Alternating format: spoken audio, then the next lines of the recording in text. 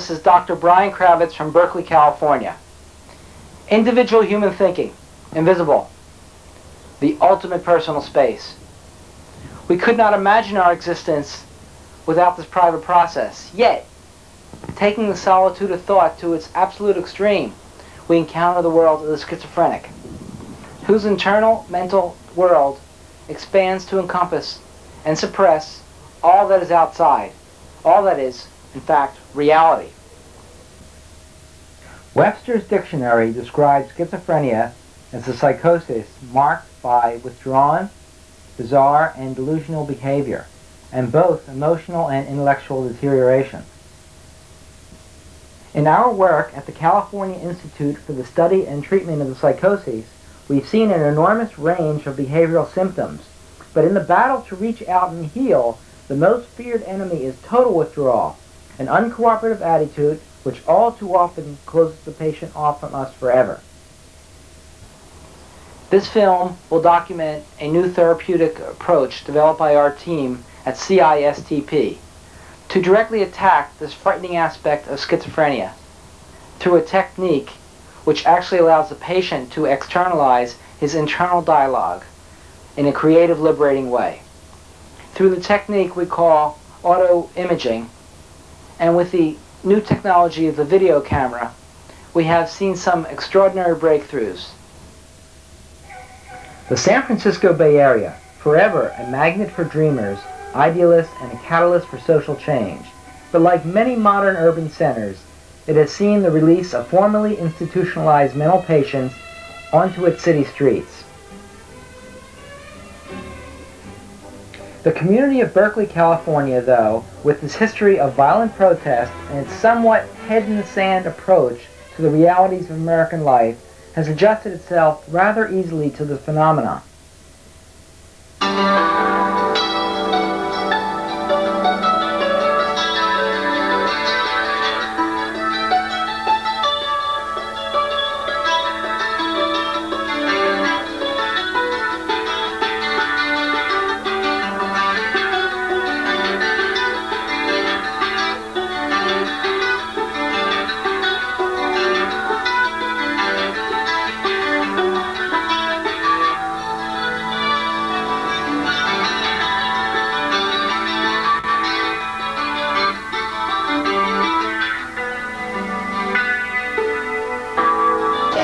So that was $1,900 right there, and I bought myself a portable TV, and that was my check. But they come first, you know? They come first. I wanted to get a pickup in there. Here on Telegraph Avenue, where left-wing students, high on drugs, viciously attacked police officers in the 60s, a disturbed personality is hardly noticed, often going unrecognized by the local populace. Aging hippies still accost students for money, or stand about making incoherent speeches to no one in particular. This program will now focus on two highly repressed 60s survivors we will call John and Steve. In 1969, John was arrested for selling stolen, overpriced bottles of urine eye drops to tear gas victims in a Berkeley riot. He is able to function well as part of our work activities program. He performs physical labor in local backyards, raking, pruning, even operating power equipment. Occasionally, we even let him back up the utility truck into its space at the dumps before performing his unloading chores.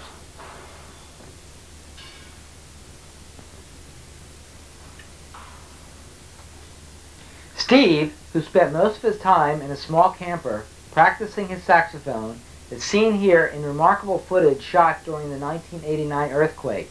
Completely absorbed in self-dialogue, oblivious to the tremors, his response to auto-imaging techniques was striking. Other times, confused and alone, he lay in silence for hours on end.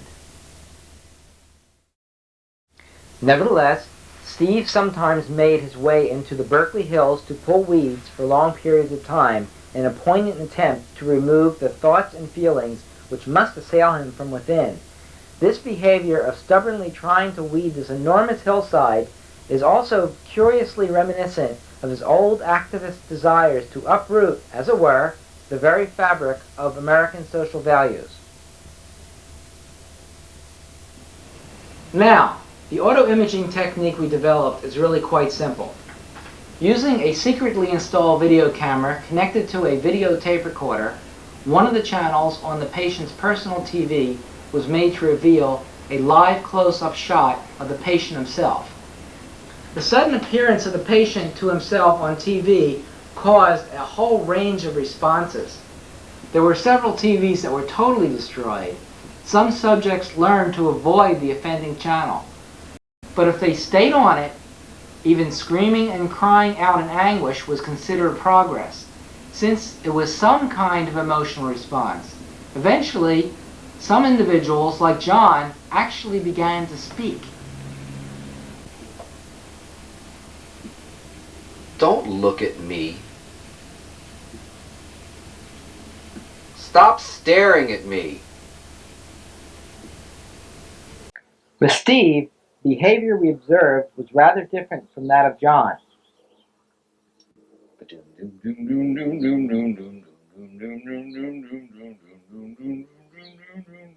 Infantile self-play was not unexpected, nor was political propagandizing. But we were not prepared for the emergence of a full-blown multiple personality syndrome. One night, after a clandestine trip to purchase a six-pack of beer, the Carlos figure made his first appearance. We sensed a control problem. But beyond some self-abuse, there was no trouble. And in fact, Carlos eventually helped Steve to express libidinal energies for perhaps the first time. I'm Carlos, man. I'm your assertiveness training expert. I'm going to show you how to take power and control over your life, man. I'm going to be there for you. I'm going to be there for you. It's going to be alright. Might have to fuck some people over, get violent. We're going to work it out one way or another, man, because we can't put up with this stuff any longer, man. We're going to get bad. We're going to pop, pop, pop, pop, pop, pop. Do what we have to do. Pop, pop, pop. Carlos's violent tendencies, however, were intolerable to Steve, and soon provoked the emergence of the spiritual, non-violent Rama personality, who attempted to mediate between Carlos and the goddess figure placed prominently in the camper, and whom he obviously regarded as a living entity.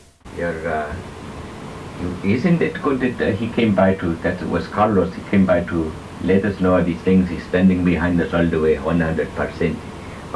He's a lovely man. Don't be mad at him, Cosmic Father, please. No, give him a break, you know? And he promised to leave always his AK-47 outside the temple before he comes in. It's so good to have you here tonight, yes. You're looking lovely. Anyway, I was saying, the advanced spiritual discipline will lead to a process of being able to actually manifest deep inner wishes on the physical plane, so that if there is something that you really want to have, that it is always possible to obtain these things. I have mastered some of these disciplines, so I have a long way to go, Bill Bailey. I will give an example of pulling things down from the higher levels down to the physical plane.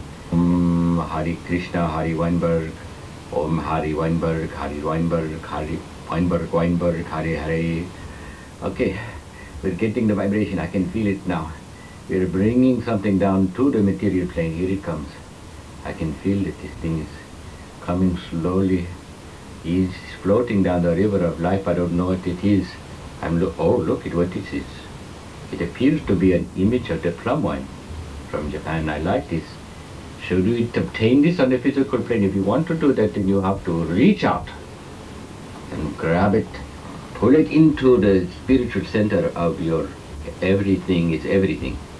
And then you see you have this. This is the plum wine from Fuji, Japan.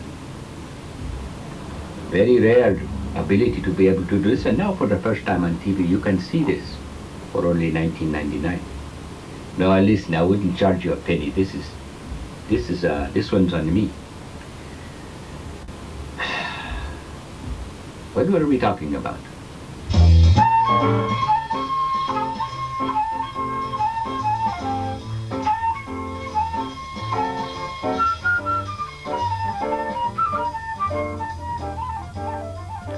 No longer locked in silence, Steve's self-confidence grew. He took up the flute and practiced constantly. But when he arranged one night for a covert, unauthorized visit of an entire jazz rhythm section to his camper, we realized he was abusing the situation.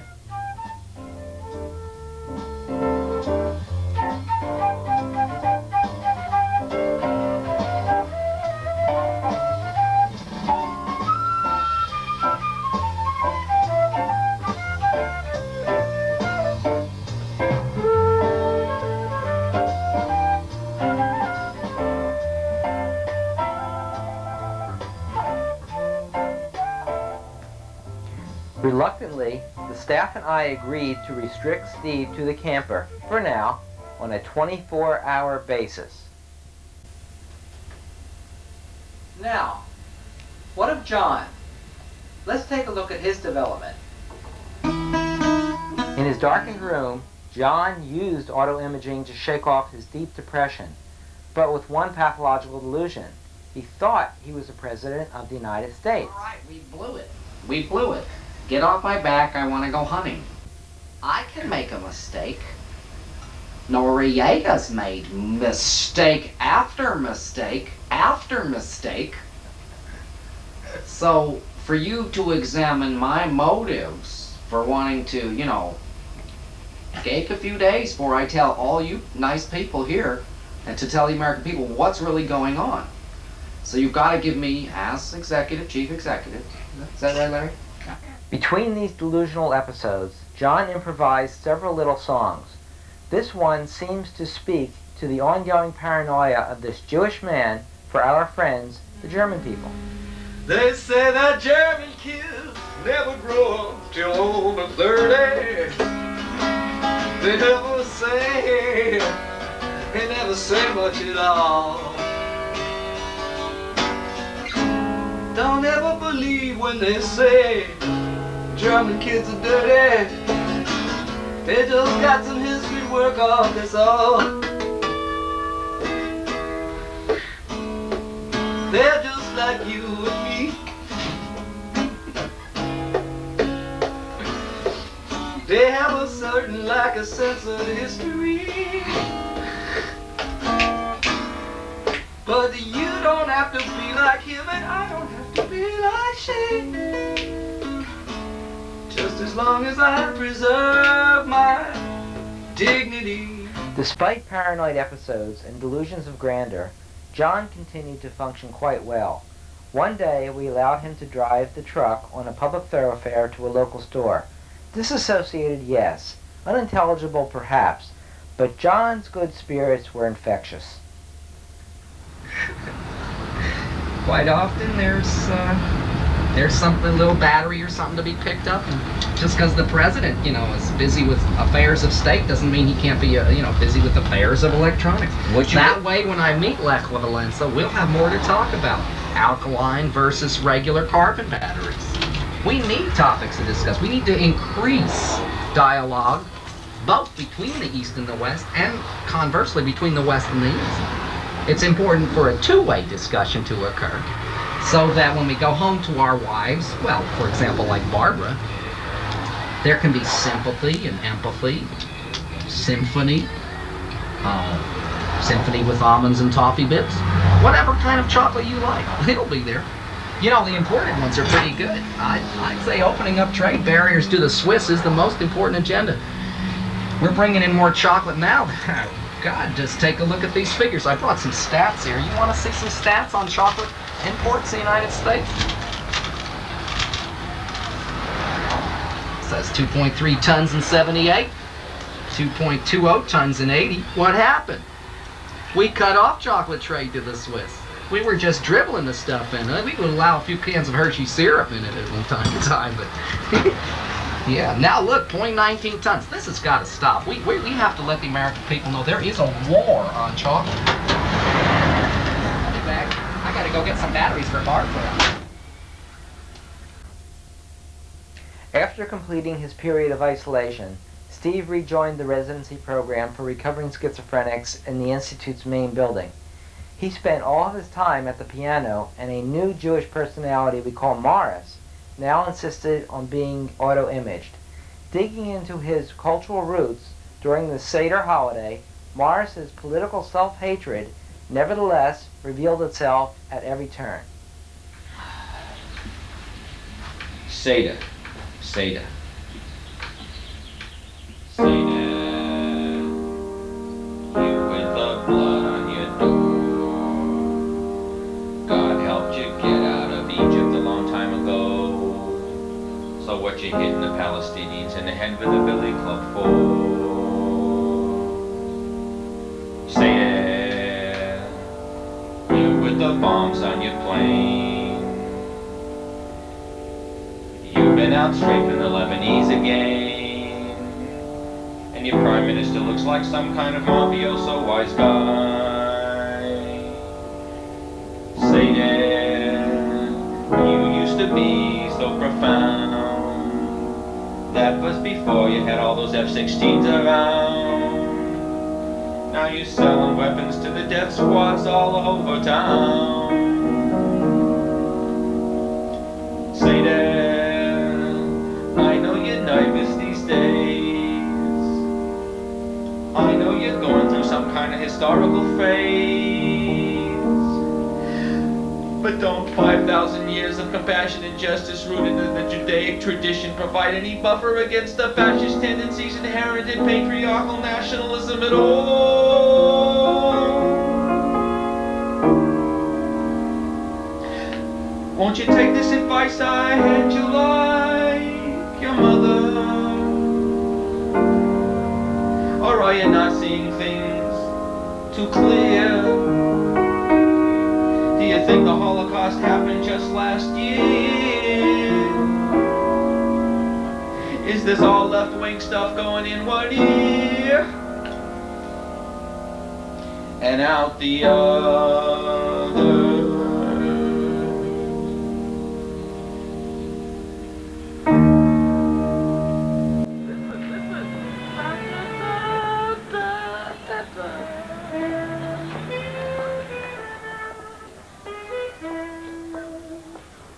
At this critical point, John and Steve took the video equipment on a completely unauthorized trip to Telegraph Avenue and basically went out of control. The resulting tapes, confiscated by us, show that their basic disregard for society has remained intact after all these years. It seems clear that in the future, the invaluable auto-imaging technology should be used carefully and made available only to what we might call a higher class of schizophrenic. The incorrigible behavior of these men reveals the real cause of their rebellion so many years ago. Here, Carlos's blatant attack on the one man who finally faced down Saddam Hussein makes this clear.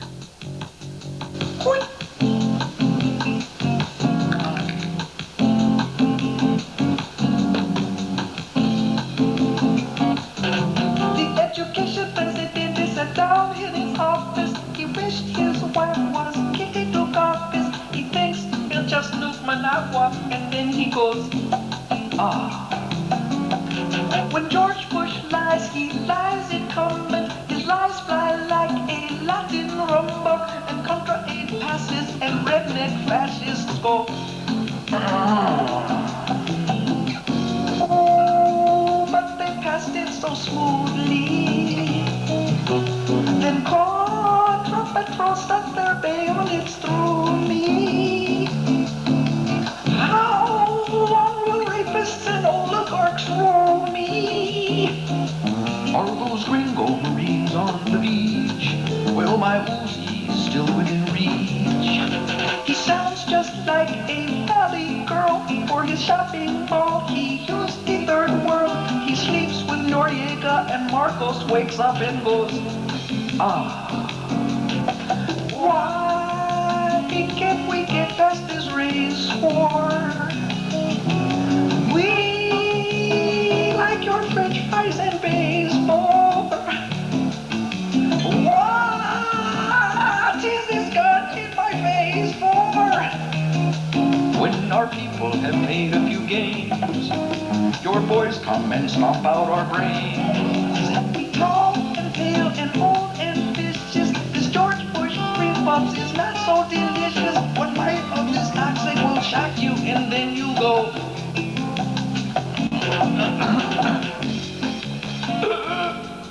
This sad demonstration at Sparrow Hall Plaza, site of the worst riots of the 60s, convinced us to severely restrict John and Steve's activities. You can actually see the Institute's control squad vehicle as they discover their whereabouts and prepare to apprehend the patients. They were immediately assigned to a joint custody security ward. He sounds just like a valley girl for his shopping mall. He used the third world. Sleeps with Noriega and Marcos, wakes up and goes.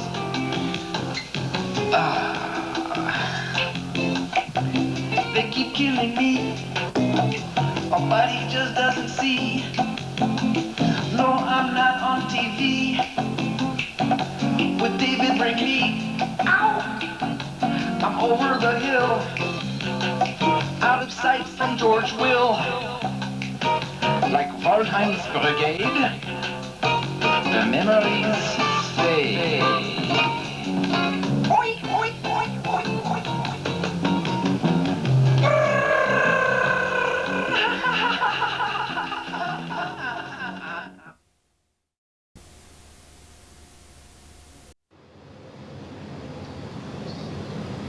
2 years after these filmings, much has changed. As I speak, John and Steve have just returned from their first national tour, and the royalties from the recordings and concerts have allowed them to move away, for now, from the protective environment of the Institute. Of course, we are concerned for them. There is so little security in the entertainment world. As far as Steve's reported relationship with Janet Jackson, well, first of all, a few appearances at film festivals together does not constitute a relationship. And secondly, this is exactly the kind of stressful situation which can cause a sudden relapse. A disappointment here is inevitable. It's just a matter of time before we see Steve back at home at the Institute. Nevertheless, the value and significance of autoimaging is being proved beyond question. As we begin to treat more and more patients with this, Dr.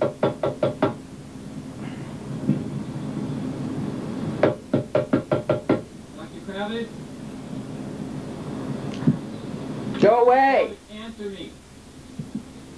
Go away! It's Steve, Dr. Kravitz. John and I are back. I don't care! I don't care! Will you please let us in? You've been in there for 2 days. Go, I don't care, go away! No, we're okay. Just, it's my camper, Dr. Kravitz. Go back to the main building! Come on, let us in. No! No, Janet's here. She wants to meet you. I don't care. Go back and talk to the staff in the main building. No, you're having a relapse. You're having a relapse. No, we're okay. No. It's my camper. I don't care. I don't care. Go Come back. on, let us in. Go back to the main building. No, Janet's here. She wants to meet you. I don't want to meet Janet. Please. Go and talk to the staff. Go away.